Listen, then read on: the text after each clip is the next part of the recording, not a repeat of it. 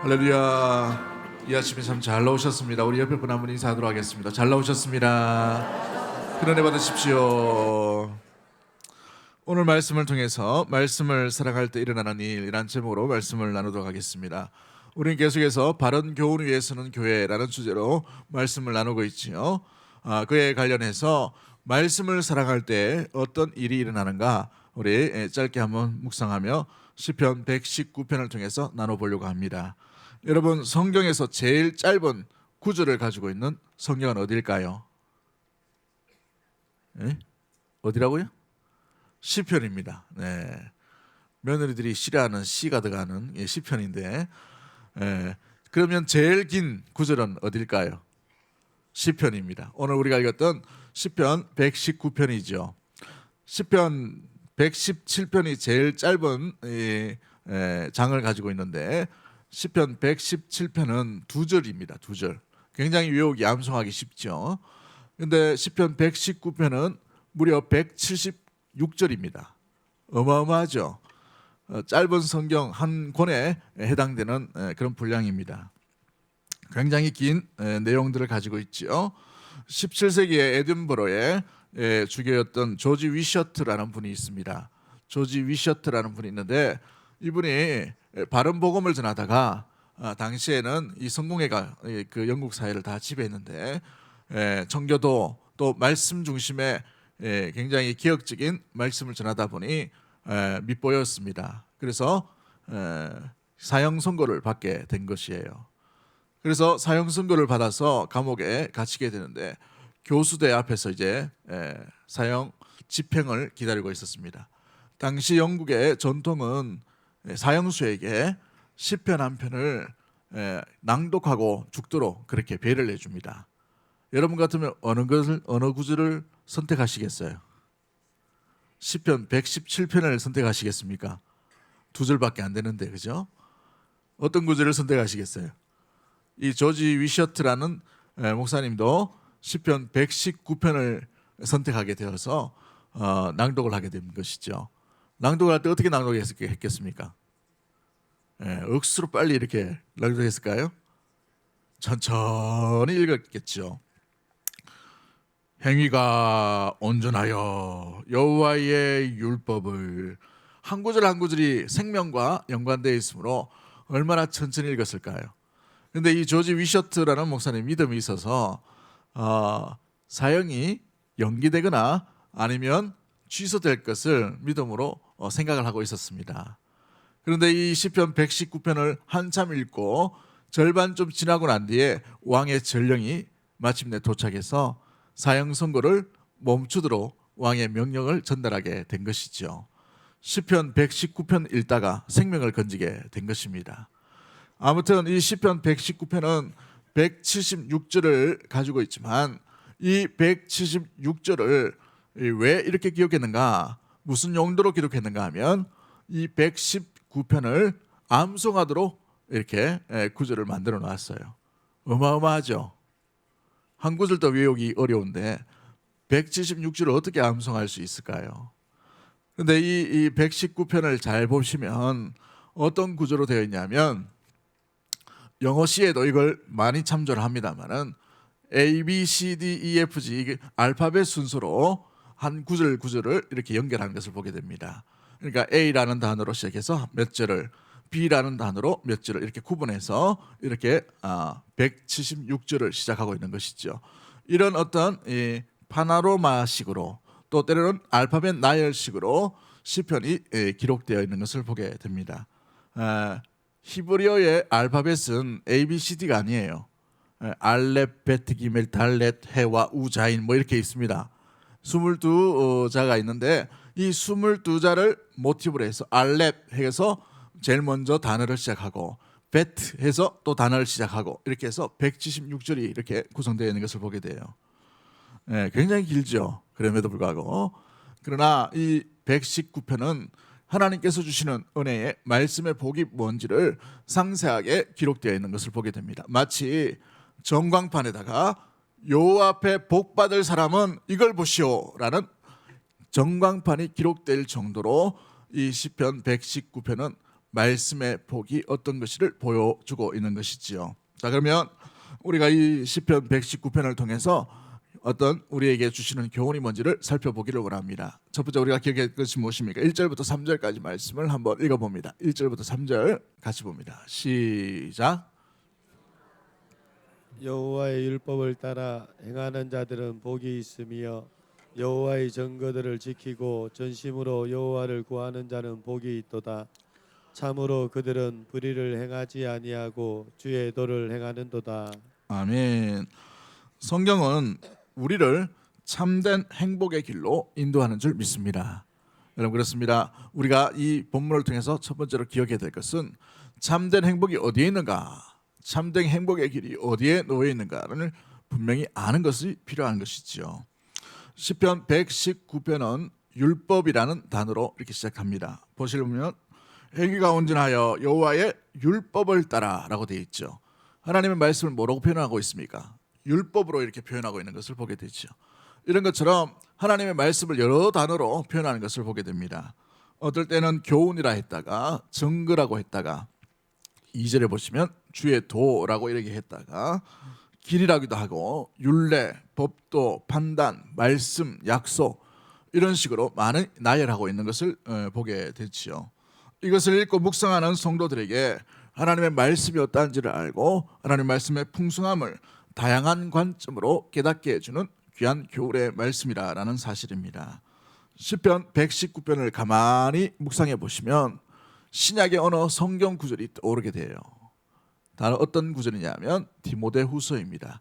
디모데후서 3장 16절부터 17절 말씀을 이 시편 119편 1절부터 176절을 요약하고 있는 말씀 가운데 있는 것을 보게 돼요. 한번 우리 같이 한번 읽어볼까요? 디모데후서 3장 16절 17절 같이 봅니다. 시작. 모든 성경은 하나님의 감동으로 된 것으로 교훈과 책망과 바르게 함과 의로 교육하기에 유익하니 이는 하나님의 사람으로 온전하게 하며 모든 선한 일을 행할 능력을 갖추게 하려 함이라. 하나님의 감동으로 된 성경이 우리에게 어떤 유익을 주나? 오늘 본문의 17절 말씀에 뭐라고 되어 있습니까? 이는 하나님의 사람으로 디모데후서 3장 17절요. 어떻게 되어 있어요? 온전케 한다라고 되어 있어요. 온전케. 예. 우리 자막 한번 띄워주시죠. 시편 디모데후서 3장 17절. 이는 하나님의 사람으로 온전하게 하며 모든 선한 일을 행할 능력을 갖추게 하려 함이라라고 되어 있어요. 온전한 사람으로 만들어가는 것이 뭐예요? 성경 말씀이다라는 것을 보여주고 있는 것이죠. 그렇습니다. 참된 말씀, 바른 교훈, 하나님의 말씀은 우리를 참된 길로, 온전한 길로, 참된 행복의 길로 인도해 가는 줄 믿습니다. 어디에 행복이 있는가? 이건 굉장히 중요한 거예요. 여러분, 어떤 사람을 보고 어떤 가치관을 보고 어떤 철학을 따라 여러분 살아갈 때에 그곳에 행복이 있는 것처럼 우리가 생각할 때가 있어요. 그러나 이 땅의 어떤 것도 우리를 참된 안식과 참된 행복의 길로 인도하는 것은 오직 말씀밖에 없는 줄 믿습니다. 그 말씀 가운데 거하는 믿음의 모든 가족들이 되기를 주의 이름으로 간절히 축복합니다. 그렇습니다. 말씀 가운데에 행복의 길이 있다는 사실이죠. 하나님은 참된 행복을 주시는 놀라운 은혜의 하나님인 줄 믿습니다. 그러기에 하나님이 주시는 행복이란 세상이 주는 것과 달라요. 세상에 맛보는 것과 다르다는 것이죠. 돈 얼마, 명예 얼마, 어떤 부귀 얼마에 놓여져 있는 그런 행복이 아니라 영원한 행복인 줄 믿는 믿음의 모든 가족들이 되기를 주의 이름으로 간절히 축복합니다. 주님 안에 있는 행복은 세상이 주는 행복과 다른 것입니다. 이 영원한 행복을 누릴 수 있는 놀라운 은혜가 어디에 있어요? 이 하나님의 말씀인 성경에 있게 되는 것을 보게 되지요. 그렇습니다. 우리 하나님께서 이 땅 가운데 구원의 길, 구원의 도, 구원의 이름을 주셨어요. 그분이 누구이십니까? 예수 그리스도이시지요. 그런데 그 예수 그리스도를 우리에게 선물로 주셨어요. 그 예수 그리스도를 믿는 자는 영원한 삶과 생명을 얻게 되어 있습니다. 그런데 그 예수님께서 부활하시고 승천하신 뒤에 계시지 않습니다. 그러면 우리가 무엇을 믿고 무엇을 알고 어떻게 구원의 길, 구원의 삶을 살아갈 수 있을까요? 바로 주님께서 남겨주신 유일한 선물이신 바로 하나님의 말씀인 성경인 줄 믿습니다. 이 성경 말씀을 통해 우리는 생명의 길이요, 참된 영생의 길이요, 참된 행복의 길을 걷게 되는 것이지요. 사랑하는 성도 여러분, 그렇습니다. 말씀 가운데 참된 행복이 있게 되는 것입니다. 그러므로 참된 행복의 매뉴얼이 성경 말씀이에요. 성경 말씀. 성경이 뭐라고요? 참된 행복의 매뉴얼입니다. 매뉴얼. 여러분, 매뉴얼을 어떻게 여기시나요? 물건을 처음 사면 그 물건에 사용 설명서가 있습니다. 매뉴얼이라고 얘기하죠. 그 매뉴얼을 꼼꼼히 살펴보면 어떤 기능이 있는지를 다 제작자가, 만든 사람이 다 기록해 놨어요. 우리나라처럼 이 기계를 잘 만드는 나라는 이 국민들도, 쓰는 사람들도 매뉴얼을 아주 꼼꼼하게 잘 본다고 합니다. 그래서 때로는 제작자가 모르고 깜짝 놀랄 만큼 활용도가 높은 게 우리나라 사람이래요. 핸드폰 하나 바꿔놓으면 애들이 어떻게 됩니까? 애들이 밤새도록 그걸 봐요. 밤새도록 보면서 어른들은 알 수 없는 그 놀라운 기능들을 발견해가지고 그걸 활용하고 있는 거죠. 그러니까 발전하고 있는 것을 보게 됩니다. 그죠? 전 세계 사람들이 깜짝 놀라요. 만들어 놓기만 하면 제작자보다 더 잘 매뉴얼을 다 활용하는 것을 보게 되니까. 우리나라가 대단한 민족입니다. 그죠? 아침인데 얼굴들이 다 굳어 계시노. 매뉴얼을 보셔야 돼요. 매뉴얼을. TV를 사도 매뉴얼을 보셔야 됩니다. 우리 인생의 매뉴얼도 마찬가지입니다. 참된 행복의 매뉴얼은 이 말씀밖에 없는 줄 믿습니다. 그러면 이 말씀을 여러분은 어떻게 간직하고 계시나요? 그냥 들고 다니는 것으로 만족하고 계십니까? 가지고 있는 것으로 만족하고 있나요? 여러분, 성경책을 가지고 있는 것으로 만족하지 말고 말씀을 간직할 수 있는 믿음의 모든 가족들이 되기를 주의 이름으로 간절히 축복합니다. 성경책 많이 있는 것, 성경책 많이 살펴본 것을 자랑하는 것이 아니라 그 말씀이 우리의 심령에 새겨 있는 것, 그 말씀이 있는 것, 이것으로 우리는 하루하루를 살아가고 이것으로 인하여 행복을 누리고 이것 안에서, 이 말씀 안에서 참된 행복의 길을 날마다 걷는 믿음의 모든 가족들이 되어야 될 줄 믿습니다. 할렐루야. 그 말씀 가운데 날마다 거하는 믿음의 모든 가족들이 되기를 주의 이름으로 간절히 축복합니다. 그러기에 시편 1편에 시편을 시작하면서 제일 먼저 뭐라고 얘기합니까? 복 있는 사람은, 이렇게 시작하죠. 복 있는 사람은 어떤 사람인가 라는 것을 보여주는 것이 시편 1편의 시작입니다. 우리 1편, 시편 1편 1절 2절 우리 다 같이 한번 읽어봅니다. 시작. 복 있는 사람은 악인들의 길을 따르지 아니하며 죄인들의 길에 서지 아니하며 오만한 자들의 자리에 앉지 아니하고 오직 여호와의 율법을 즐거워하여 그의 율법을 주야로 묵상하는도다. 복 있는 사람은 이란 명제로 제일 먼저 시작하죠. 사람이다. 복 있는 사람은, 복을 가진 사람은, 복을 누리는 사람은, 복과 함께 가는 사람은 어떤 사람인가? 길을 잘 선택한다는 거예요. 어떤 길이냐? 오직 여호와의 율법을 주야로 묵상하는 자로다. 즐거움으로 묵상한다라고 되어 있어요. 그렇죠?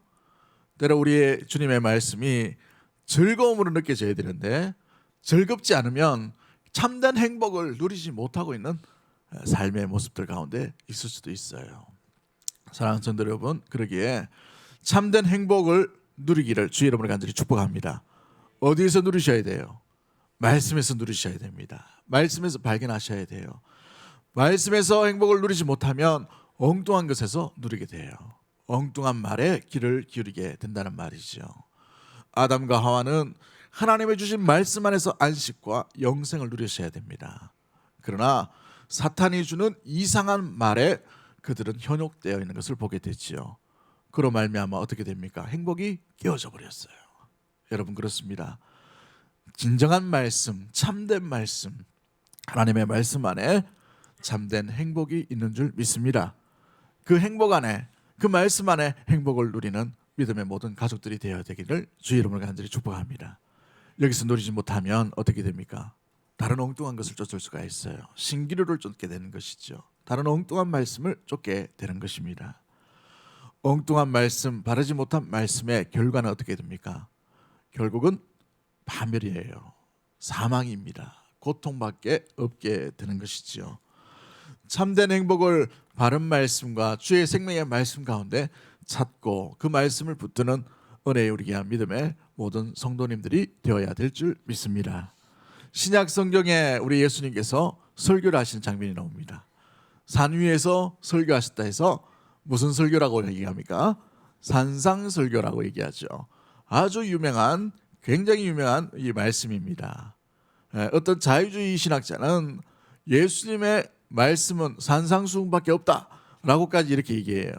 굉장히 잘못된 표현이지만 아무튼 그만큼 중요하다는 의미를 가지고 있어요.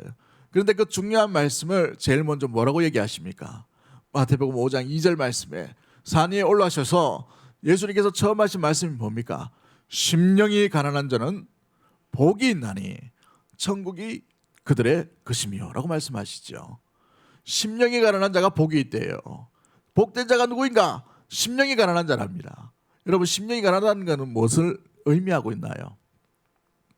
여러분, 광야에 함께 예수님과 함께 쭉 오다가 산 위로 사람들이 수만 명이 몰리게 되었어요. 왜 왔을까요? 한번 잘 보십시오. 성전도 있었어요. 말씀을 잘 분석했던 서기관도 있었습니다. 말씀을 잘 지킬 것 같은 바리새인도 있었어요. 제사도 있었습니다. 그런데 그들 마음에 해결되지 못하는 갈증이 있었다는 말이죠. 어떤 갈증이었습니까? 말씀에 대한 갈증이었어요. 진정한 말씀이 뭔가? 말씀을 사모하고 심령이 가난한 자에게 주님이 복을 주신다라고 말씀하십니다. 그들에게 천국이 그들의 것입니다 라고 이렇게 말씀하고 있는 것을 보게 되지요. 겸손히 주의 말씀을 사모하는 사람이 복이 있는 자인 줄 믿습니다. 하나님 말씀을 자신의 영혼에 채우기를 원하는 사람, 그러한 사람이 바로 복된 자라는 것이죠. 행복한 사람인 것입니다. 여러분 마음속에, 심령 속에도 주의 말씀을 새길 수 있는 은혜의 우리 귀한 믿음의 모든 가족들이 되기를 주의 이름으로 간절히 축복합니다. 1924년도에 7월 달에 이 파리 올림픽이 열리게 되었습니다. 여러분들이 아시는지 모르겠지만 에릭 리들이라는 사람이 100m 경주를 달리려고 했는데 결승전에서 주일이라는 이유로 그가 보이콧을 해버렸어요. 불참을 해버렸습니다. 그러다 보니 영국 대표로 간 사람이 올림픽 대표가 결승전을 앞두고 경기를 안 한다 하니까 얼마나 비난을 많이 받았겠습니까? 국가대표로 왔는데, 그죠? 근데 아랑곳하지 아니하고 수많은 비난을 그대로 이렇게 받게 되었어요. 근데 며칠 지나고 난 뒤에 400m 경기가 있게 됩니다. 이 에릭 리들은 400m 경주의 선수도 아니었어요.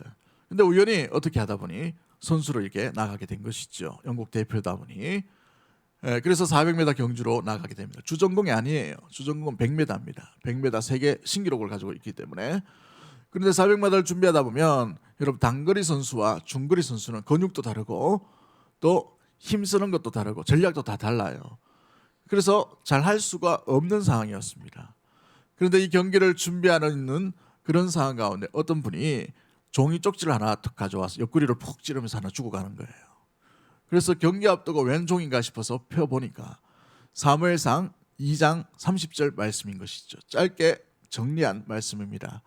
그 말씀이 뭐냐면 펴보니까 이런 말씀이에요. 나를 존중히 여기는 자를 내가 존중히 여기고 나를 멸시하는 자를 내가 경멸하리라, 이 말씀인 거예요.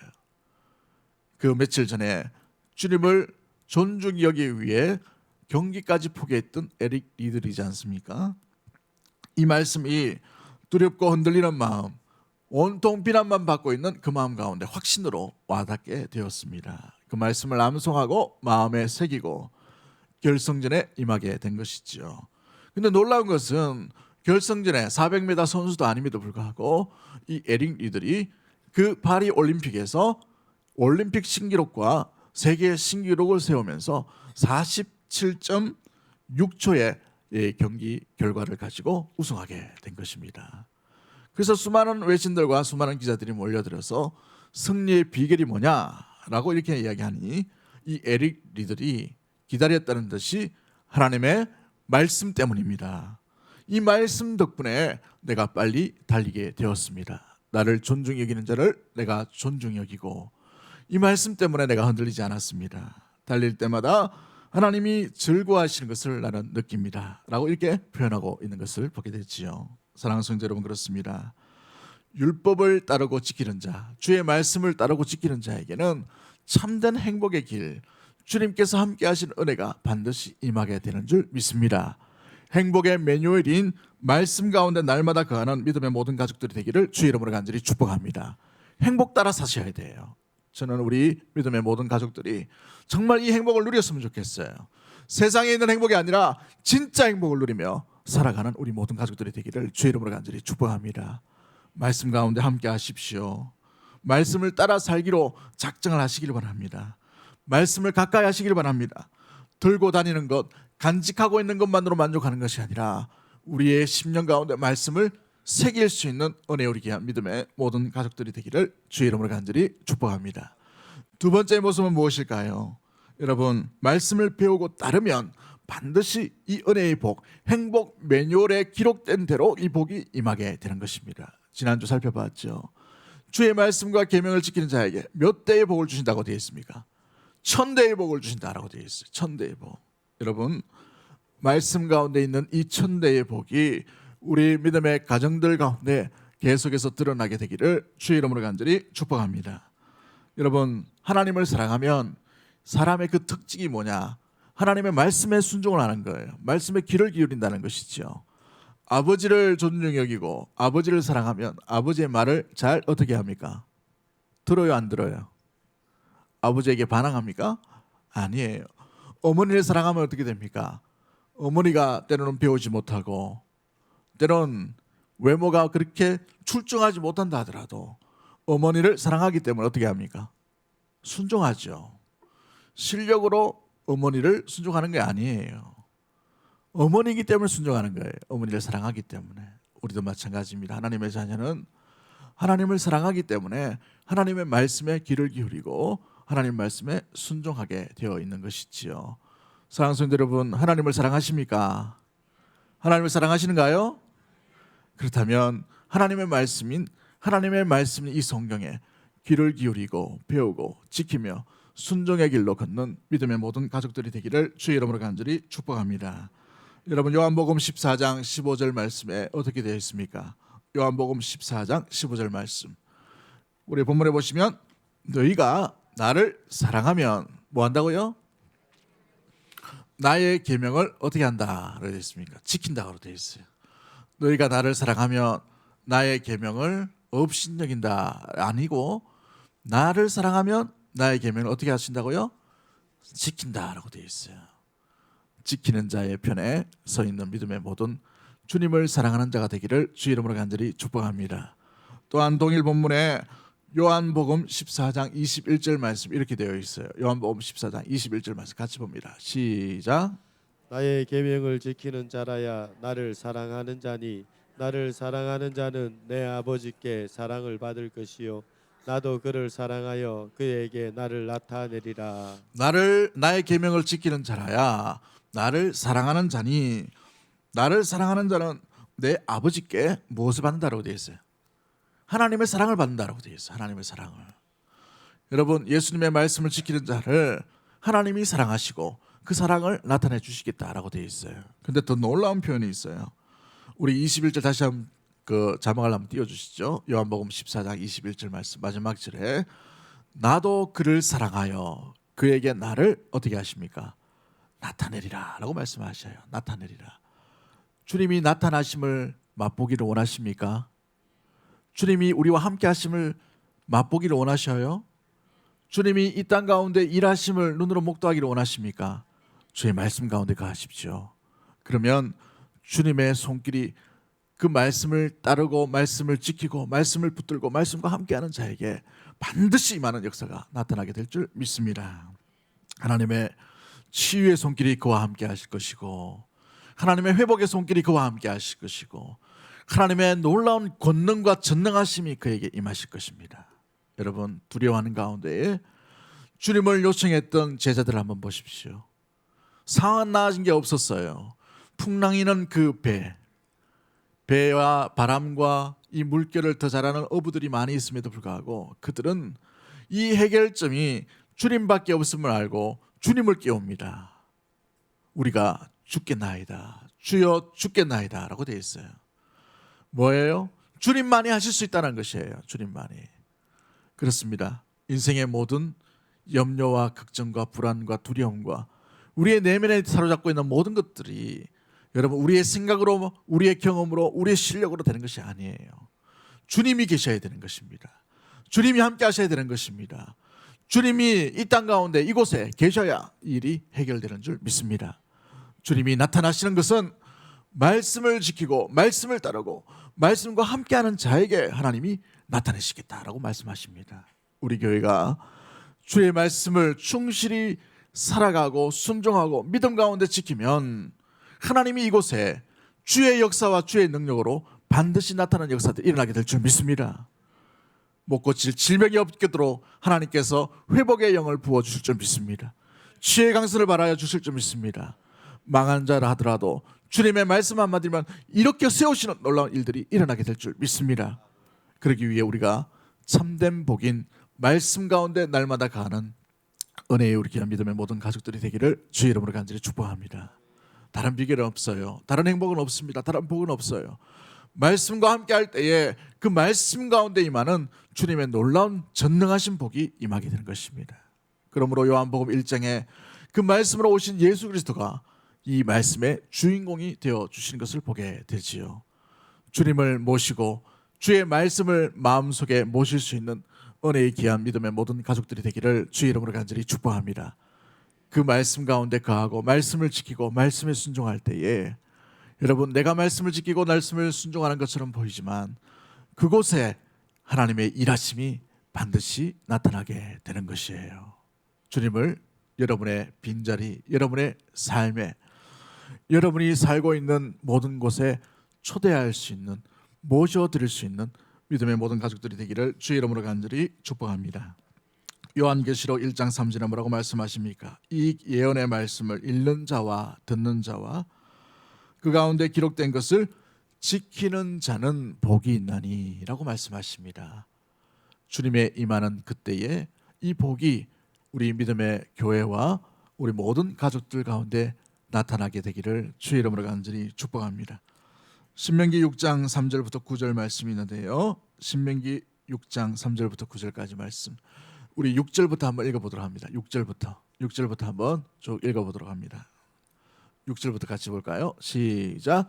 오늘 내가 내게 명하는 이 말씀을 너는 마음에 새기고 내 자녀에게 부지런히 가르치며 집을 앉았을 때에든지 길을 갈 때에든지 누워 있을 때에든지 일어날 때에든지 이 말씀을 강론할 것이며 너는 또 그것을 내 손목에 메어 기호를 삼으며 내 미간에 붙여 표로 삼고 또 내 집 문설주와 바깥문에 기록할지니라. 아멘. 여러분 잘 보시면 이 유명한 구절이죠. 쉐마 말씀입니다. 그런데 이 쉐마 말씀을 이 모세를 통해서 하나님께서 이스라엘 백성들에게 주신 말씀이지요. 그런데 이 말씀 가운데 잘 보시면 제사장이나 레위나 모세에게만 하신 말씀이 아니에요. 이스라엘아 들으라 라고 말씀하시면서 모든 장정들과 모든 백성에게 말씀하고 있는 것을 보게 되지요. 그래서 6절에 뭐라고 되어 있습니까? 6절에 오늘 내가 내게 명하는 이 말씀을 너는 마음에 새기고, 가장 먼저 누가 새기라는 겁니까?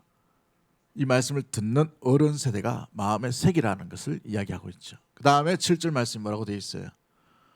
7절 말씀에 부지런히 가르치라. 누구에게? 자녀에게. 집에 길에 누워 있을든지 일어날 때든지 부지런히 가르치라라고 되어 있어요. 근데 독특한 말씀을 하십니다. 이 말씀을 뭐 하라라고 되어 있어요? 강론하라라고 되어 있어요. 강론하라. 가장 좋은 설교자는 아버지예요. 가장 훌륭한 설교자는 어머니입니다. 여러분이 말씀을 마음에 새김으로 말미암아 여러분의 자녀에게 가정에서 집에서 일어날 때든지 또한 설 때든지 간에 그곳에서 주의 말씀을 강론하셔야 돼요. 강론하라 그러니까 신학 서적을 막 펴고 이렇게 하는 게 아닙니다. 삶으로 가르치라는 거예요. 말씀으로. 그렇게 말씀을 지킨 것을 삶으로 보여주라라는 것이지요. 어느 목사님이 책을 썼는데 삶으로 가르치는 것만 남는다라고 이렇게 제목을 썼더라고요. 굉장히 일리 있는 말씀입니다. 교회에서 설교와 말씀과 성경 공부는 한계가 있습니다. 삶을 모르기 때문에 그래요. 그런데 삶을 알 수 있는 것은 가정입니다. 가정에서 부모 세대가 말씀을 마음에 새김으로 그 말씀을 자녀 세대에게 강론하셔야 돼요. 3대까지는 여러분의 책임입니다. 말씀을 아름답게 이 자녀 세대에 강론함으로 이 말씀이 자녀들 가운데에 계속해서 말씀을 배우고 말씀 가운데 거하고 행복의 비결을 이 말씀 가운데 찾는 은혜의 가정과 가문이 되기를 주의 이름으로 간절히 축복합니다. 이로 말미암아 천대의 복이 그곳에 임하게 되는 것을 보게 되지요. 그렇습니다. 주님의 말씀 가운데 거할 때에 말씀을 배우고 지키는 자에겐 참된 복이 임하게 됩니다. 어떤 복이 임합니까? 구체적으로 가장 먼저는 주님을 더욱더 알 수 있는 것이지요. 하나님이 어떤 분인지를 알게 됩니다. 말씀을 보면 볼수록 주인공이 드러나게 돼요. 여러분 드라마 보거나 영화를 보면 주인공이 누구인지 금방 드러나죠. 이 성경 말씀도 마찬가지입니다. 모든 창세기부터 계시록까지 아브라함도 나오고 아담도 나오고 노아도 나오고 요한도 나오고 베드로도 나오지만 주인공은 딱 한 분이에요. 누구예요? 하나님이십니다. 하나님. 말씀을 읽을 때마다 하나님을 알게 되는 거예요. 하나님이 누구인지를 알게 되는 것이죠. 하나님이 누구인지를 알게 됨으로 말미암아 우리의 내면 가운데 믿음이 견고해지고 흔들리지 않게 되는 놀라운 일들이 일어나게 됩니다. 그렇습니다. 말씀 읽을 때 주님을 알므로 아는 것이 놀랍게 믿음으로 자라가게 되는 일들이 일어나게 됩니다. 지난주에 말씀드렸던 것처럼 아는 것과 믿는 것이 하나됨으로 온전함을 이루라 말씀을 드렸지요. 그렇습니다. 주님을 아는 지식에서 날마다 자라갈 수 있는 놀라운 일들이 말씀 가운데 있게 되는 것입니다. 여러분 말씀을 사모할 수 있게 되기를 주의 이름으로 간절히 축복합니다. 하나님이 누구인지를 알아야 우리는 믿을 수가 있어요. 그 아는 방법이 누구에게 나타나고 있습니까? 어느 사람의 감정, 어느 사람의 이야기 아니에요. 가장 정확하고 가장 확실한 것은 하나님의 말씀인 줄 믿습니다. 이 말씀에서 주님을 만날 수 있는 믿음의 모든 가족들이 되기를 주의 이름으로 간절히 축복합니다. 두 번째 우리 유익이 무엇입니까? 하나님 앞에 이 말씀으로 인하여 우리의 삶이 메마름이 아니라 풍성한 삶을 누릴 수 있다는 것이지요. 여러분 공부할 때 말씀을 읽어보십시오. 여러분 뭔가 삶의 낭망이 될 때 성경 말씀을 읽어보십시오. 아니요, 매 순간순간 주의 말씀을 읽어보십시오. 우리에게 정확한 말씀이 우리에게 들려지게 됩니다. 하나님이 어떻게 내 뒤에 모든 것들을 다 기록하고 있는지 어떻게 아시는지 내 마음의 상태, 내 심리의 상태, 내 경우에 모든 것 가운데 정확한 말씀을 우리에게 주시는 것을 보게 돼요. 여러분 그런 것을 한번 날마다 경험할 수 있게 되기를 주의 이름으로 간절히 축복합니다. 설교 때에 여러분 혹시 이런 분들이 있죠. 목사님이 내 상황을 잘 아시는갑네. 어떻게 나한테 정확하게 그렇게 말씀하시나. 신방할 때도 정확하게 어떻게 이 말씀을 주시나 라고 될 때가 있습니다. 그건 제가 하는 게 아니라 성령이 하시는 거예요. 여러분 설교 말씀을 들을 때도 마찬가지입니다. 우리의 마음 가운데 메마름이 풍성하게 채워지는 기대함을 가지고 이 자리에 참여하셔서 주님을 만날 수 있는 그 전능하신 하나님, 말씀의 하나님을 만날 수 있는 믿음의 모든 가족들이 되기를 주의 이름으로 간절히 축복합니다. 그로 말미암아 말씀을 읽으면 읽을수록 말씀 가까이 하면 할수록 주님을 더 사랑하게 돼요. 사랑하는 자에게 더 말씀을 주시고 사랑하는 자에게 주의 은혜를 더 많이 베풀어 주시는 놀라운 일들이 일어나게 될 줄 믿습니다. 원래 2020년 우리가 새롭게 나아가는 가운데에 바른 교훈 위에 서 있음으로 말미암아 행복 매뉴얼인 말씀과 더불어 날마다 걸어가 말씀 안에 어떤 복이 있는지 그 숨은 보화를 날마다 캐낼 수 있는 믿음의 모든 가족들이 되기를 주의 이름으로 간절히 축복합니다. 하나님 아버지 감사합니다.